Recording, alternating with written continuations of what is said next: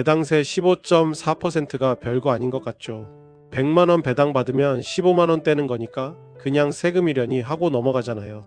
근데 이 15.4%가 20년 후에 5억 원 넘는 차이를 만든다면요. 오늘 제가 시뮬레이션을 해봤어요. 1억 원을 투자해서 배당을 재투자한다고 가정하고요. 똑같은 배당률인데 세금을 내느냐 안 내느냐로 1년 후, 10년 후, 20년 후가 어떻게 달라지는지요. 결과가 충격적이었어요. 제가 코덱스랑 솔 200타겟 위클리 커버드 콜에 투자하는 이유가 이 시뮬레이션 안에 다 있어요. 끝까지 보세요. 먼저 제가 가진 ETF의 세금 구조부터 설명할게요. 일반적인 배당 ETF는 배당을 받을 때마다 15.4%의 배당 소득세가 나가요. 100만원 받으면 15만 4천원이 세금으로 빠지고 84만 6천원만 손에 들어와요. 근데 코덱스 200타겟 위클리 커버드 콜이랑 솔 200타겟 위클리 커버드 콜은 달라요. 이 ETF들은 분배금의 대부분이 콜옵션 매도 프리미엄이에요. 매주 코스피 200 콜옵션을 팔아서 받는 프리미엄이 분배금의 재원이에요. 국내 세법상 이 옵션 프리미엄 수익은 비과세예요. 그래서 분배금을 받을 때 세금이 거의 0원이에요. 제가 지난 영상에서 보여드렸잖아요. 코덱스에서 58만 4,292원 받는데 세금이 0원, 솔에서 받을 때도 세금이 몇백원 수준이었어요. 이게 다른 ETF랑 가장 큰 차별점이에요. 그리고 이게 단기적으로는 작은 차이처럼 보이는데 장기로 가면 어마어마한 차이를 만들어요. 왜 그런지 지금부터 숫자로 보여드리게요. 자, 시뮬레이션이에요. 조건을 잡을게요. 1억 원을 투자해요. 연 배당률은 15%로 가정해요. 커버드 콜 ETF가 목표로 하는 수준이에요. 그리고 받은 배당을 전부 재투자해요. 배당으로 주식을 더 사는 거예요. 비교 대상은 두 개예요.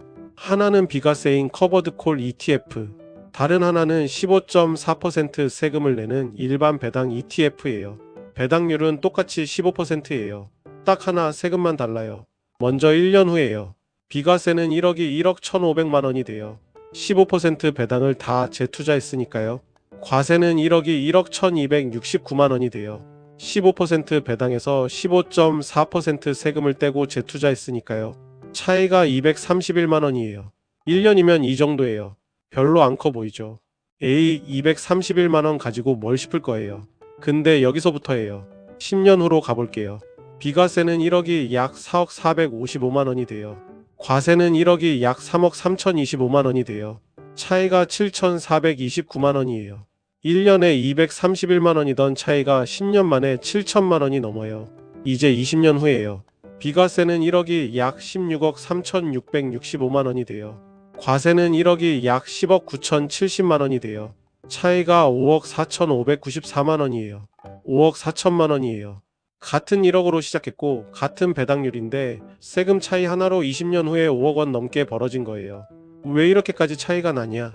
1년에 231만원 차이가 어떻게 20년 만에 5억이 되냐? 복리 때문이에요. 핵심은 이거예요. 세금으로 나간 돈은 그냥 사라지는 게 아니에요.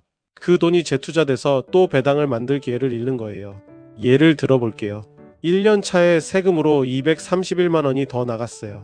과세 계좌는 그 231만원만큼 주식을 덜 산 거예요. 그러면 2년 차에 그 231만원이 만들 배당을 못 받아요. 그게 지속되면서 시간이 흐를수록 격차가 생기게 됩니다. 세금이 복리의 사슬을 끊는 거예요. 비과세는 배당 전액이 재투자돼서 눈덩이가 점점 커져요.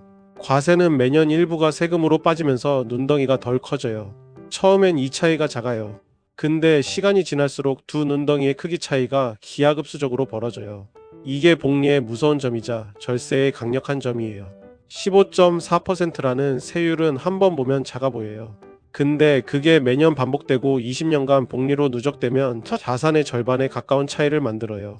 비과세 16억, 과세 11억. 같은 조건에서 5억이 갈리는 거예요. 이게 제가 코덱스와 솔 200타겟 위클리 커버드 콜 수량을 늘린 이유예요. 물론 단점도 있어요.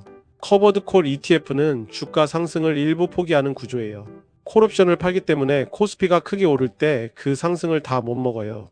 그래서 순수하게 주가 상승만 보면 일반 지수 ETF보다 적을 수 있어요. 근데 저는 두 가지 이유로 이걸 선택했어요. 첫째, 저는 지금 육아휴직 중이라 매달 현금 흐름이 필요해요. 주가가 언젠가 오를 거라는 기대보다 지금 당장 매달 들어오는 배당이 더 중요해요. 둘째, 방금 본 절세의 복리 효과예요. 비과세라는 게 장기로 가면 주가 상승 일부를 포기하는 것 이상의 가치를 만들어줄 수 있어요. 20년 5억 차이가 그걸 증명해요. 물론 이 시뮬레이션은 가정이에요. 배당률이 매년 15%로 일정하지 않아요. 주가도 변동해요. 분배금은 시장 변동성에 따라 달라져요. 그러니까 정확히 16억이 된다는 보장은 없어요. 근데 세금을 안 내는 구조가 장기적으로 유리하다는 원리 자체는 변하지 않아요. 배당률이 12%여도 10%여도 비과세가 과세보다 복리해서 앞서는 건 똑같아요. 세금 한 푼이 20년 뒤엔 큰 차이가 된다. 이걸 알고 투자하는 거랑 모르고 투자하는 건 완전히 달라요. 오늘 정리할게요. 1억 투자 연 배당률 15%, 배당 전액 재투자 가정.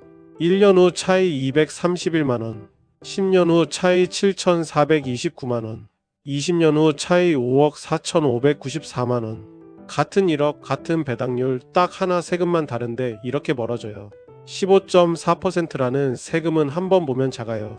근데 그게 복리로 20년 누적되면 자산의 절반 가까운 차이를 만들어요.